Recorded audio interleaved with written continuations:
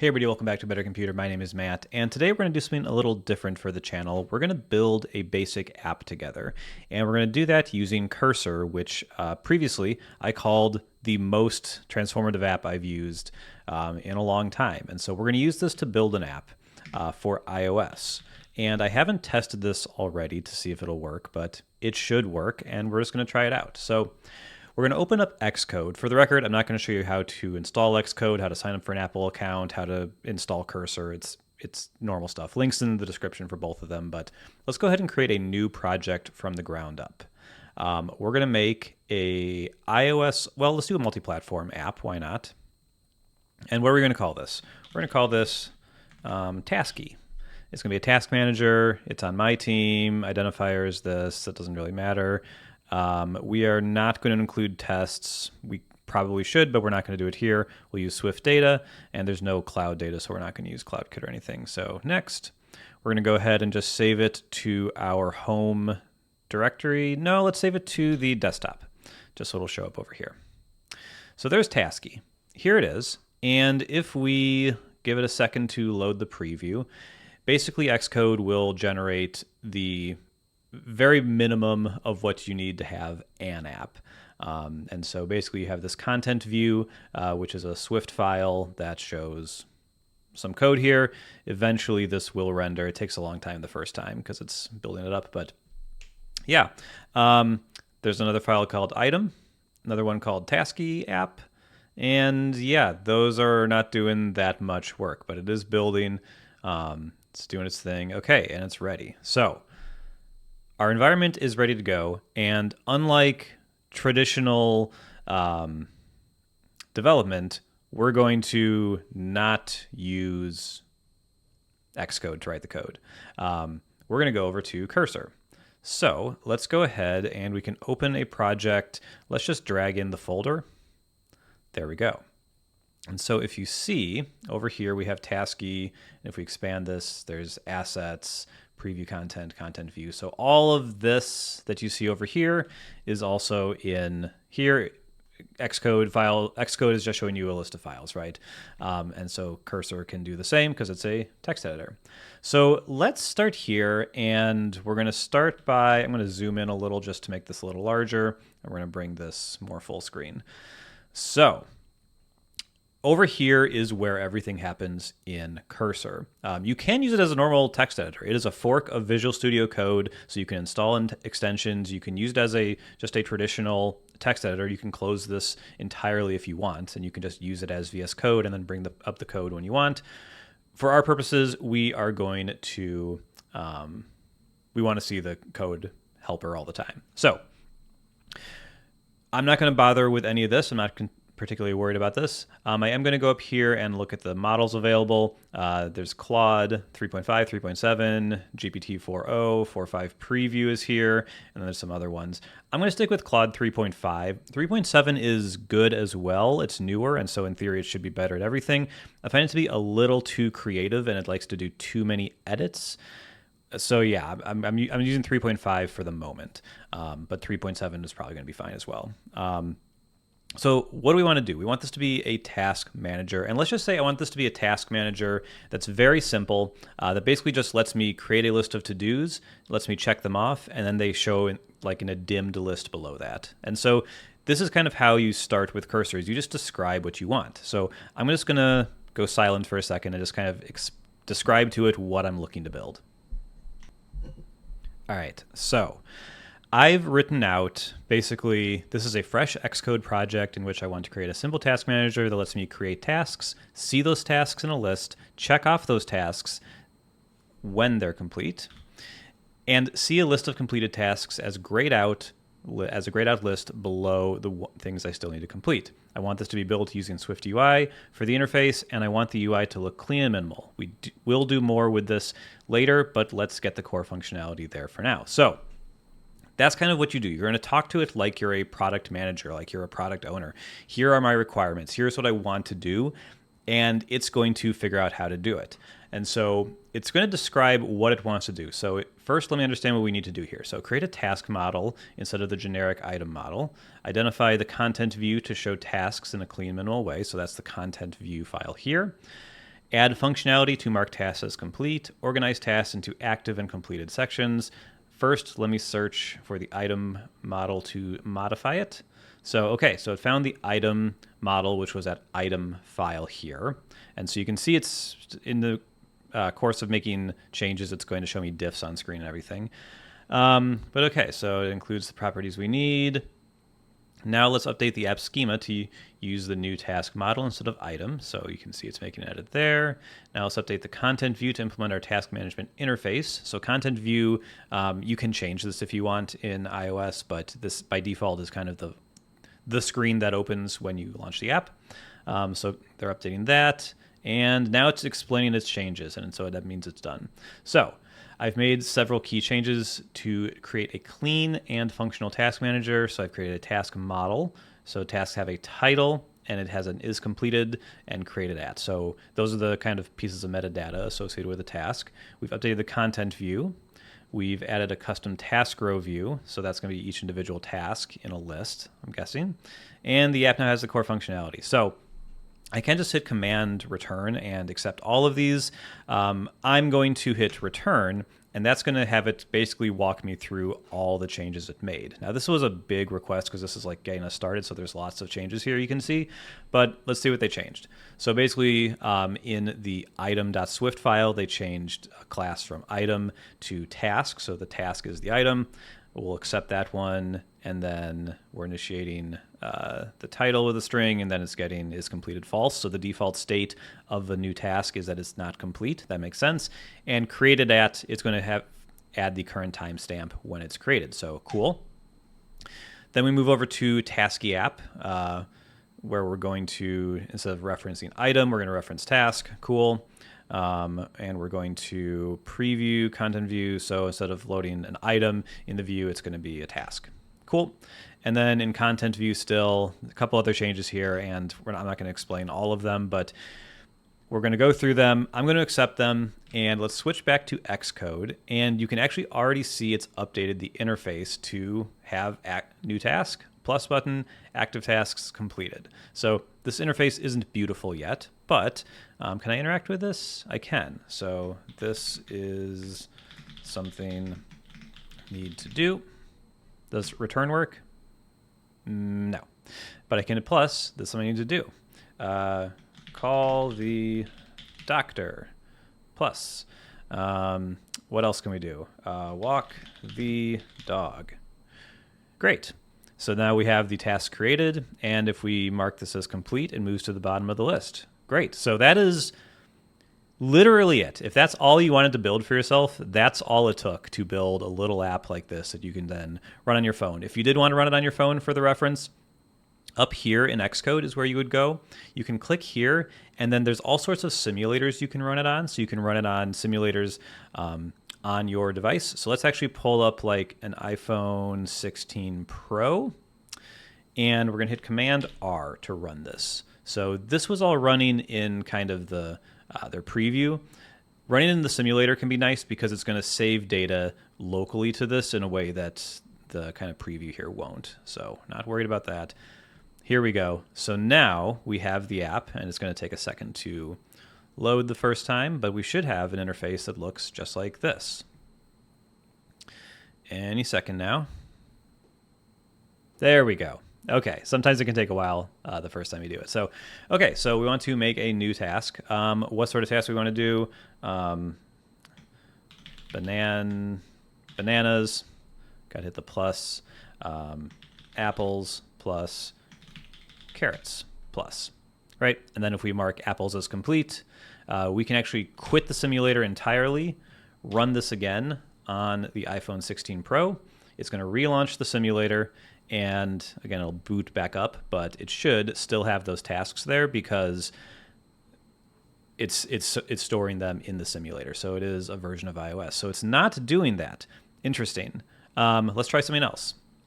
Let's see if that's an issue with the simulator or that's an issue with this. So we're going to force close that app.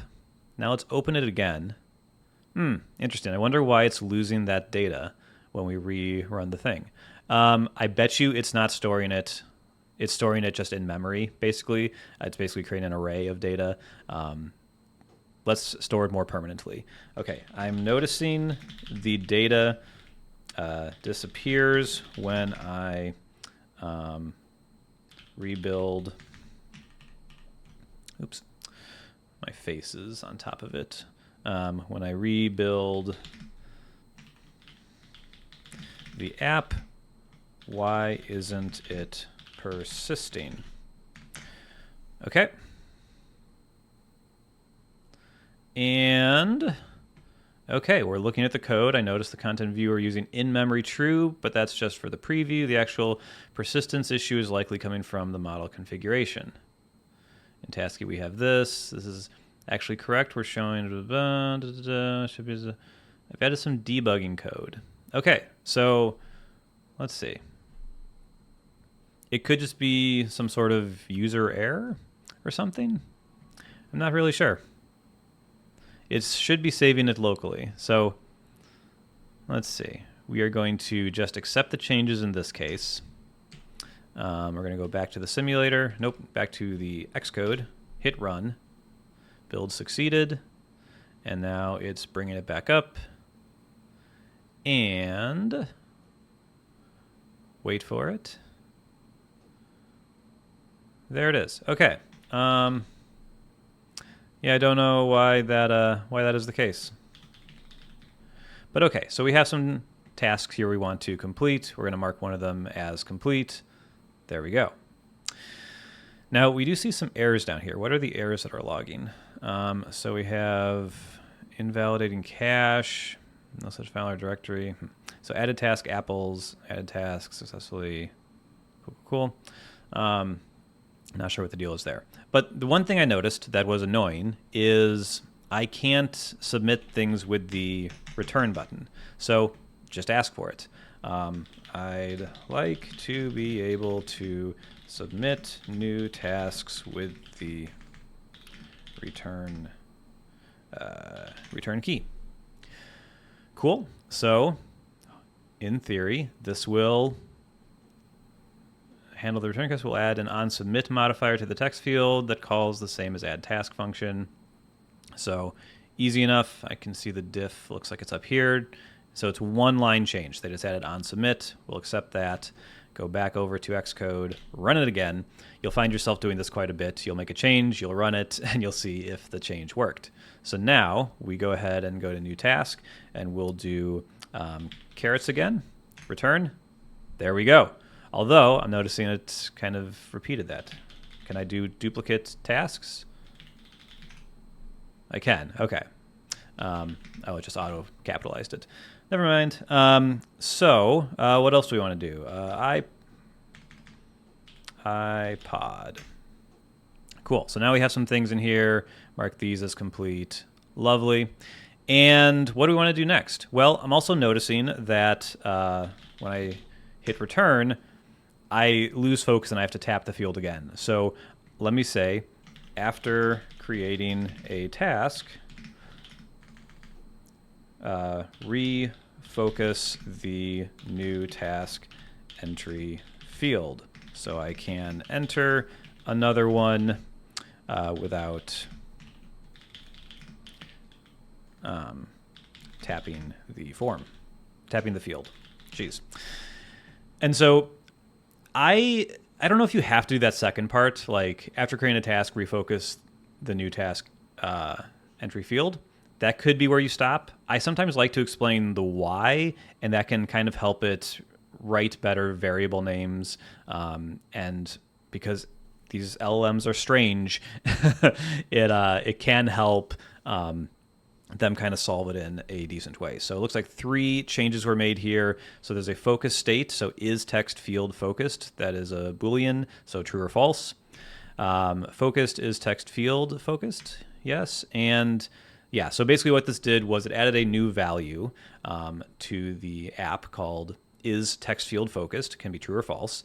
And when you create a task, so the add task function is run, at the end it says is text field focused true, and that is going to make it so that that text field is focused. So this should work great. That's pretty simple. And you can kind of see already kind of where we're going with this. You start with something simple. You start with just a basic implementation, and you start building from there with different requests. So we'll call this 1, enter, 2, 3, and now I'm off to the races, right? Now I'm just making tasks like very, very quickly. So this is good. The app's feeling better already. What do we want to do next? Let's see. Let's go ahead and make it so I can assign due dates to these tasks, right? So I want to be able to set due dates for these tasks. Let the user set a date and time that they are due. So we won't give it too much guidance here. We'll just kind of let it figure it out.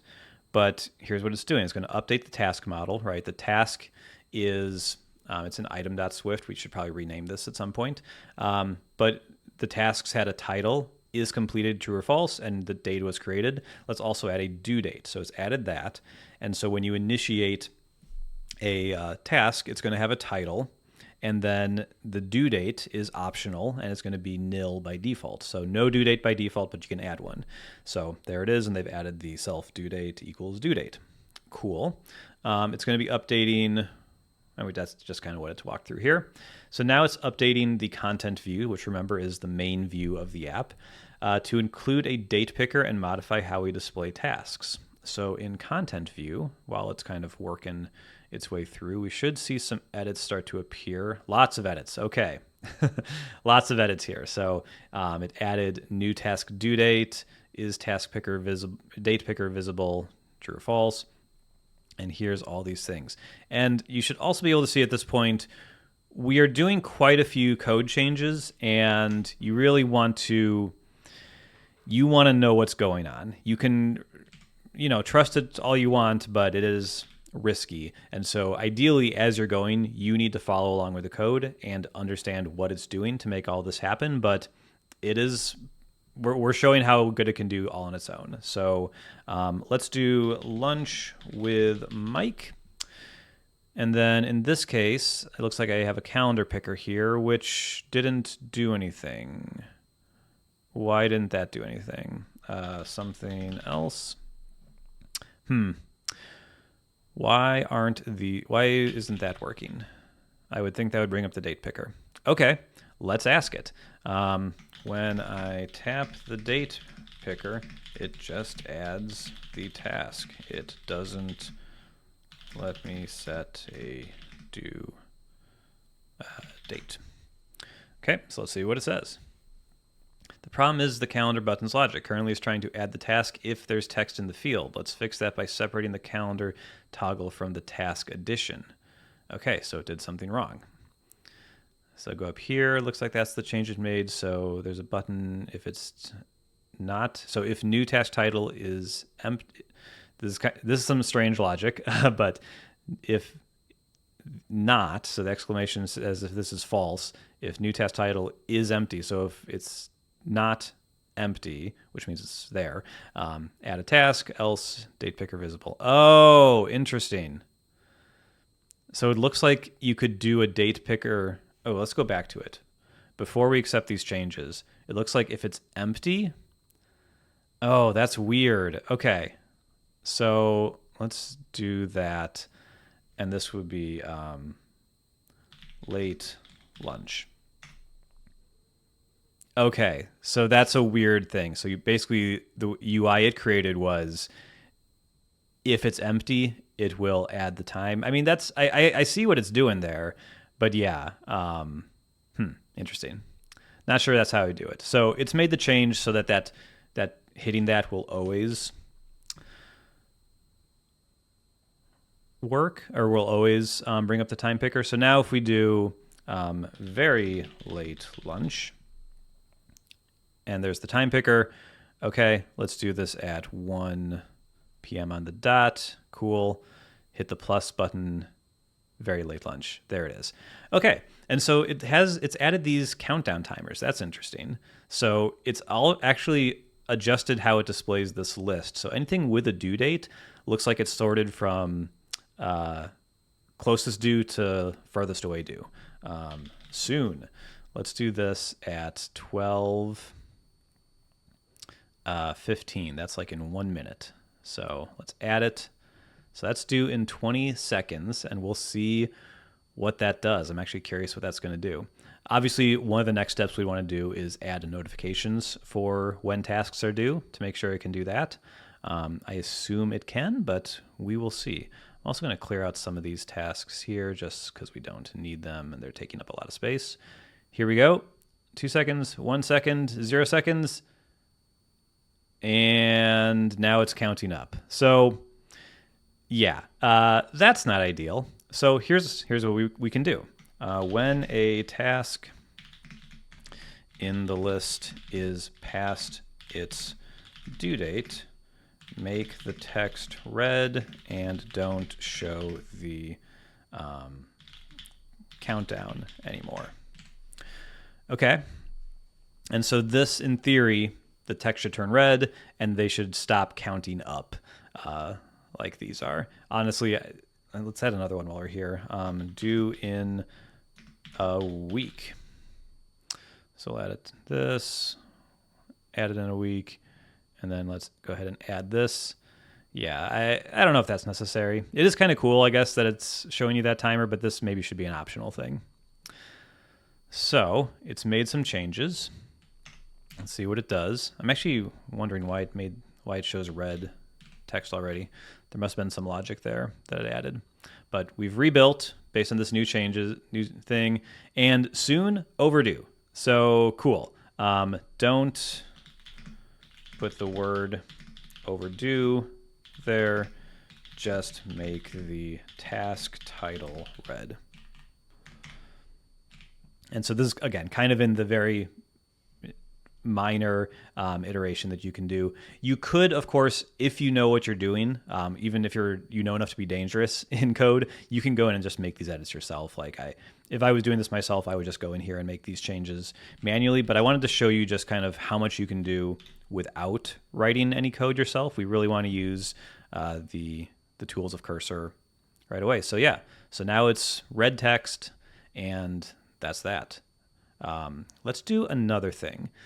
You kind of get the idea. Like, we can do more. We could ask it to let me rearrange this list. We could let it, we could say, like, I can undo these. So like maybe we could not show the completed section, or maybe we could do these all sorts of other things. You could iterate from here. We don't need to go through that whole process now. What I want to show is one last thing, is creating a second view. So we have one view here, right? But most apps have another screen, many other screens maybe that you go to. So let's go ahead and create a basic settings page, and we'll make one setting here. So the one setting I want to do is basically only show the, let's see, what do we want to make the setting? I want it to be something with this display, because I think this is probably going to annoy people. So maybe instead of showing the countdown, we can give them the option to show the raw date and time that it's due. So let's go ahead and do that. So we're going to say make a new view for the settings of the app. The only setting we want to add is to let the user choose how they want due dates to show in the task list. The default should be what we're doing now, but we should give them the option to display the raw date and time. Cool.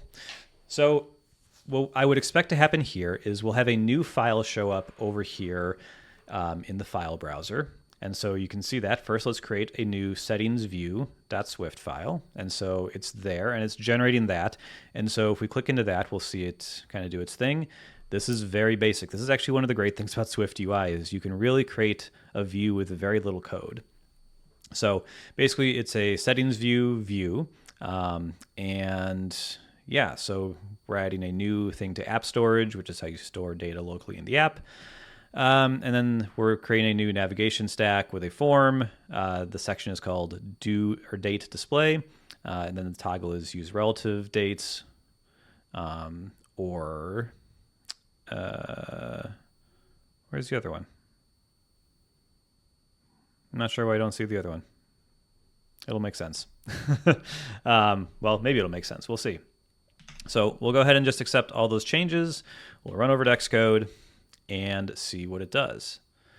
Build succeeded. So every once in a while, it will make changes that break things, and then I was kind of hoping it would do that so that we could have it fix something. It's pretty cool when it does break. But yeah, anyway, so now we have the same thing, right? These times are counting down, but maybe I'm like, oh my God, this is like so much to look at in the app. Let's go ahead and change that. So let's go to settings, pulls up a settings view, and date display, use relative dates, and then here's an example that is rendered, right?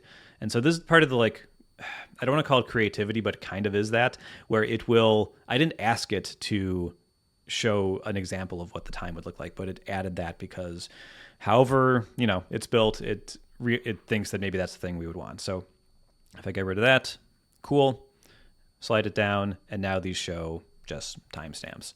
Very cool. Again, we could change this to be a select instead of a toggle. We could make a sub view for this, like another sub view that this goes down into. But that's kind of how you make another view, and you can have it come in different ways.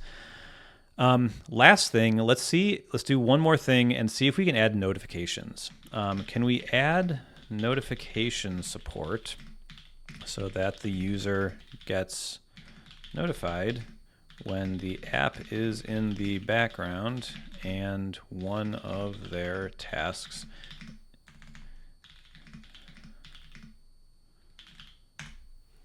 So can we add a notification support so that the user gets notified when the app is in the background and one of their tasks hits its due time? So we need to request notification permissions. We need to schedule notifications when tasks are created. And we need to cancel notifications when they're completed. And we need to set up the proper notification handling. So this is going to be another one of those big changes where it's going to make a lot of code changes. But so it's going to create a notification ID in our item file, right? So that item, this is kind of the model for what a task is. And as we add more things to a task, if we added image attachments, if we added notes, if we added other things, tags, whatever, these would all be added to the components of the task, and the UI would have to be updated as well, of course, to account for them. But right now we're just adding a notification ID, which it will need to trigger a notification and pull the relevant info. And you can see it's kind of working away over here. Let's see what else it's done. Now let's create a notification manager to handle all the notification related tasks. So this is a new file, notificationmanager.swift.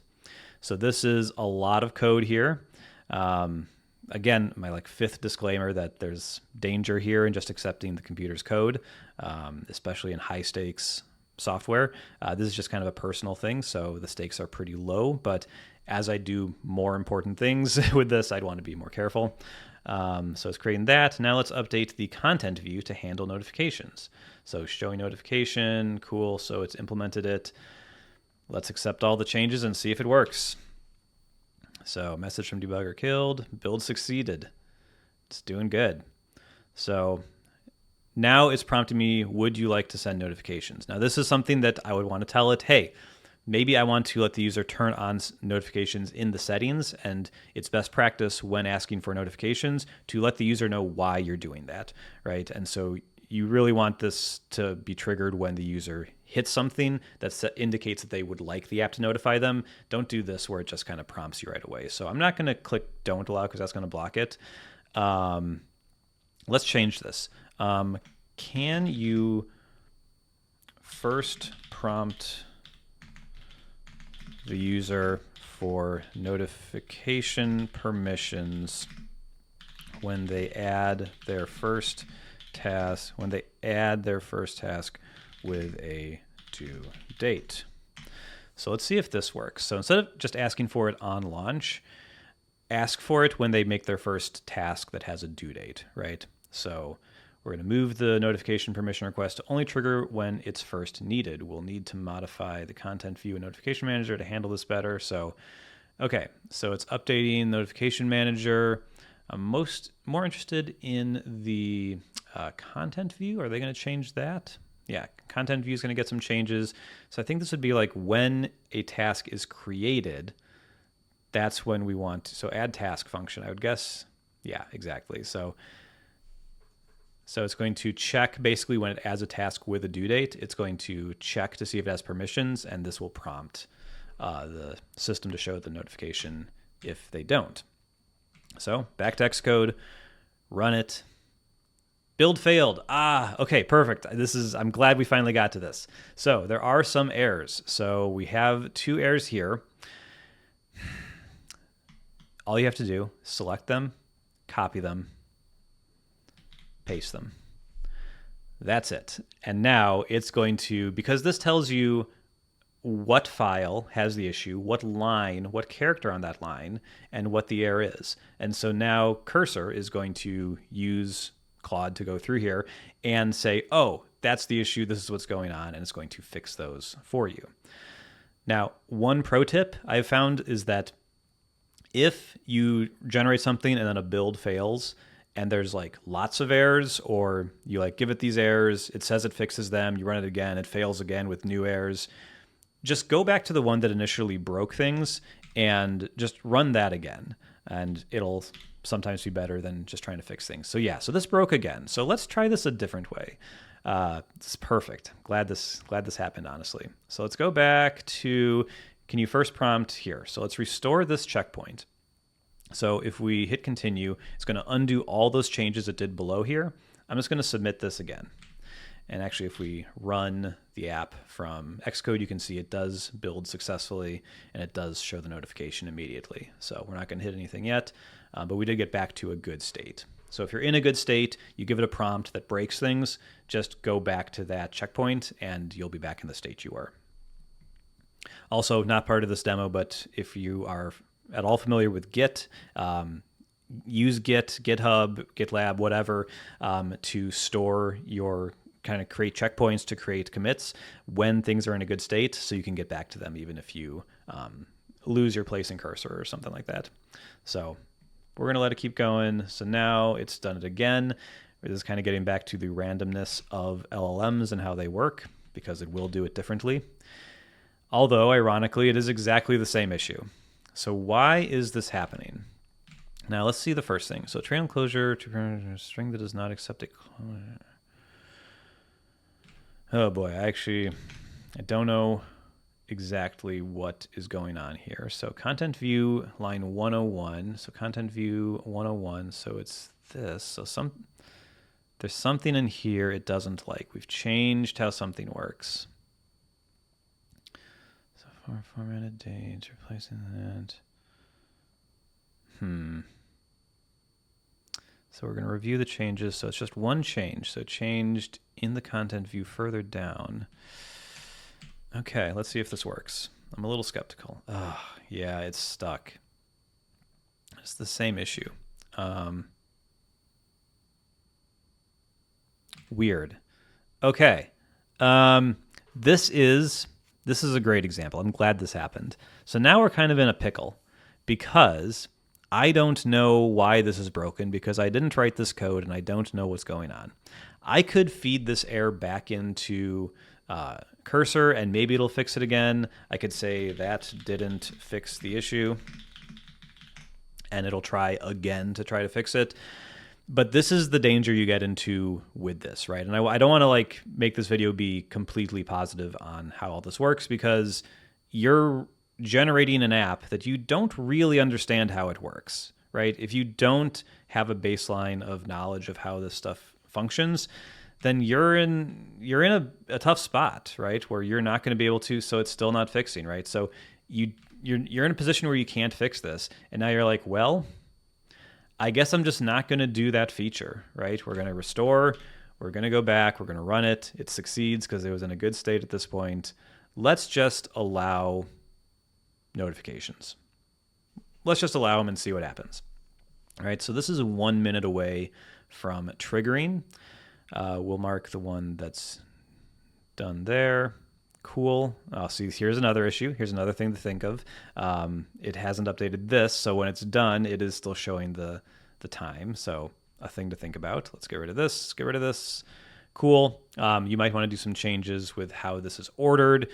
You may want this not to show up at all. Maybe this should only be the ones completed today. Maybe there should be an archive, another view. This top section obviously could be prettier. So there's lots of things still to do with this app. So we've been going here for 37, 38 minutes or so. Hopefully I haven't edited anything out. This should just be a raw video of kind of what we're doing today. But yeah, you can kind of see it really helps you get going. And this is a great starting point, but there's so much more to do to turn this into a production ready app, to turn this into something other people would want to use, to turn this into something you would want to use, right? So there's quite a bit to do. Are we seeing a notification? No, we're not. Is that because the simulator doesn't do notifications? I honestly don't know. There's no notifications. Yeah. So something is wrong here. Also, this one's past due and it's not red. So the app is not perfect. The app is not ready to go by any means, but I have something built and I was able to get it going pretty quickly. And yeah, I think it's really powerful for creating little things. This is an iOS app, to be clear. Like if you want to make a little web app or something, it can do that as well. Like it's pretty rad. We could actually run this on my Mac, I think, as well, because it is just a Swift UI app that should run on pretty much any Apple platform. It's doing a new build because it's a new platform, but this should totally work. So build succeeded. It's launching. Here's Tasky.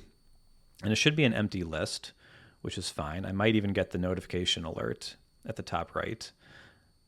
Again, this first launch is going to take a second, but there it is. Tasky would like to send notifications. Allow it, sure. So this should work the same, right? This is using macOS's layout. So let's say I just wanted this to be something, exclamation point, and this is going to be at 32, enter, and that's due in 40 seconds. So this will be interesting. Something else, another thing, wow, yet another. Okay, so now we have these tasks, and they should be marked down there. Great. We are 20 seconds away from being notified. So yeah, well, I guess for those last few seconds, we will just scoot on over here. I do wonder why this one kept breaking. I think in this situation, I would adjust this prompt, maybe tell it, like, look at the error and say, make sure you avoid this potential error, and that might change how it solves it. I could just add more details to how I'd want it to work, but yeah, some stuff to do here. Actually, I just realized I'm on Do Not Disturb, so I'm not going to see notifications. Let's see if it comes up. There it is. Do something, right? And if I click it, it loads this up. Cool. And now it's complete and complete. Great. So that is an extended look at how to use Cursor to build software on your Mac, on whatever device you want. Like it runs on Windows as well. I think it runs on Linux if it's a VS Code fork. I think it would. But yeah, I was able to build this basic task manager in minutes, right? You were here with me the whole time. I don't think, outside of one time when I think fast forwarded to type out the first initial prompt, this is it. So yeah, functional software built very quickly. Is it going to make you high-end software very, very quickly? That's going to make you rich? Probably not. But if you need little utilities, I think it's really great for that right now. And hopefully this demo was enlightening to how it works.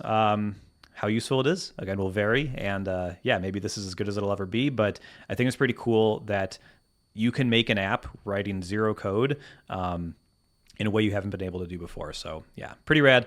Thank you so much for watching. I'll see you here next time. Bye-bye.